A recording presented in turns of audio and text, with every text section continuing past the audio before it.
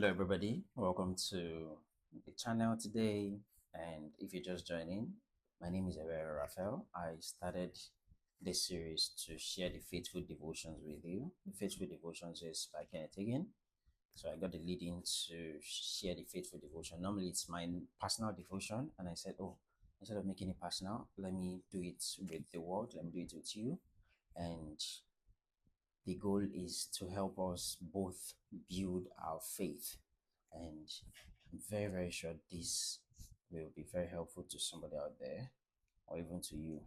So please, it's very, very nice if you subscribe to the channel, and this will help it to have more reach and help other people build their faith as well.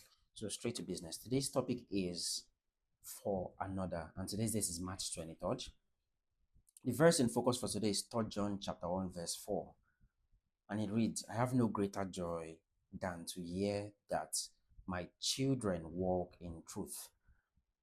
So this verse is saying, I have no greater joy than to hear that my children walk in truth. And if you saw the previous series or the previous episodes, we talked about the Ephesians prayer 1 and 2 basically was what I call those episodes, and you can check them out. So basically the Ephesians prayer is from the book of Ephesians chapter 1 and Ephesians chapter 3. And it's I told us we should pray the Ephesians prayer regularly, and we should insert wherever there is you should put me, yourself, put yourself there, put your name there, or put yourself, right? So make it a possessive pronoun. I mean, how will I put it? Uh, I can't really remember. My knowledge of those English um you know principles are a bit rusty, but basically what I mean is where you see you in the prayer, change it to me. So the eyes of your understanding should be the eyes of my understanding. The eyes of, yeah, for you should be for me, right? And insert your name and all that. So yeah, so moving on. So pray the Ephesians prayer, and in today's chapter for March 23rd, we are going to be talking about the benefit of the Ephesians prayer. You might be saying, oh, what does this thing mean? I came across it, it doesn't have any effect on it. Okay, what's the importance of it? But today we are going to be talking about it. And that's exactly what we're talking about today. And so, you know how we have spirit-filled friends and relatives and all, but then there are some part of the Bible they're not able to grasp, and so one of them is like, for me, is that part in the book of, I think, Luke chapter 11 or so, I'm not very sure, that talks about that parable where we have the servant that became fraudulent, and his master found out, and the master said, today you are going to lose your job. And I think something else, maybe he was going to be thrown to jail or whatever, I'm not sure. But nonetheless, but the fact was that he was going to lose his job. So I remember how he had to now go to the people owing his master money and started telling them, okay, you are owing 100 cans of oil, make it 80. You are owing 500 bags of rice, make it 400. You understand? So, and that verse was very, very confusing for me. And by confusing, it was like it was going against, is it that Jesus is supporting or approving somebody doing wrong? Because the guy is literally doing wrong. And what Jesus said was that the people of the world are very shrewd in using money to work for them than the Christians and all that. So I remember how, looking at it now, I actually did not pray the Ephesians prayer over this thing. And now that I'm thinking of it, I'm going to take the advice I'm going to share with us in today's devotion. So there are cases where even ourselves might not just be other persons, ourselves, we are spirit-filled persons, but yet there's some part of the Bible we're not able to grasp very, very well. And it could be different areas. I just give us an example.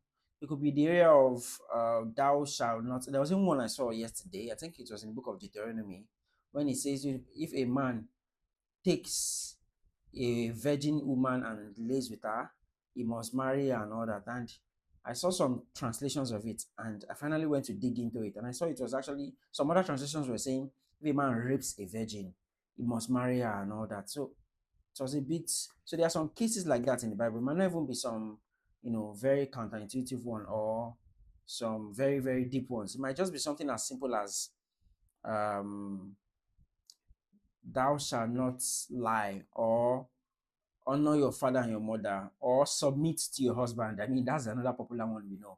Or before I come back to the submit to your husband part, it could be another one like trying to think of an example now. Like, okay, when somebody slaps you on the left cheek, give them the right cheek. I know that's usually very controversial, and a lot of persons will not want to agree with it. And but then if you analyze it, for so this kind of teachings or wordings, instructions from the Bible, you would need to you can be spirit filled, but yet you don't grasp it because something in you is fighting it, and or you might not even be fighting it, but you don't just understand what it is. I've shared some other ones, or it could just be okay.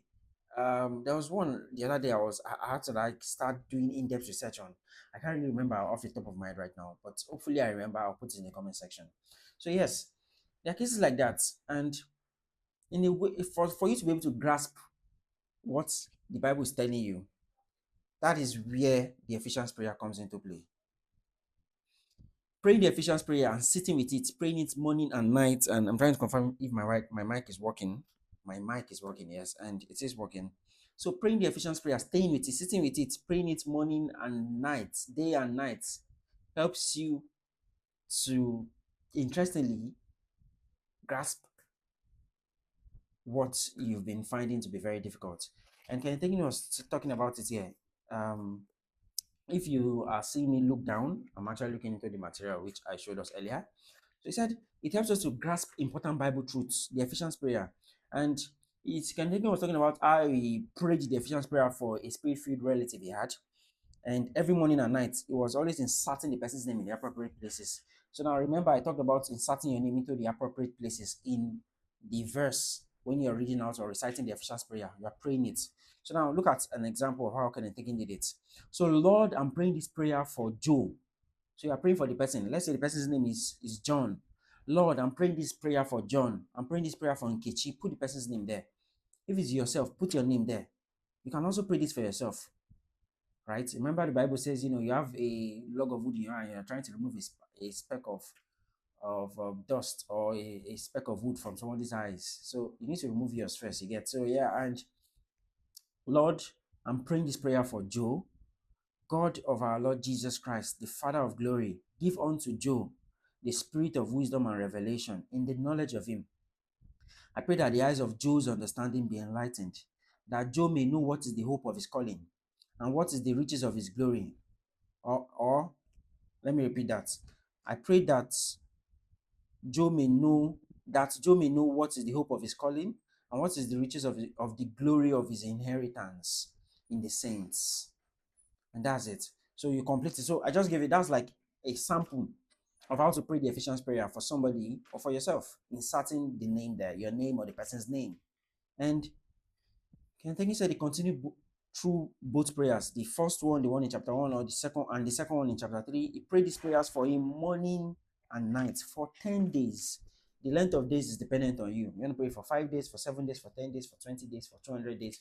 It's up to you. It's not a formula cast in stone, right?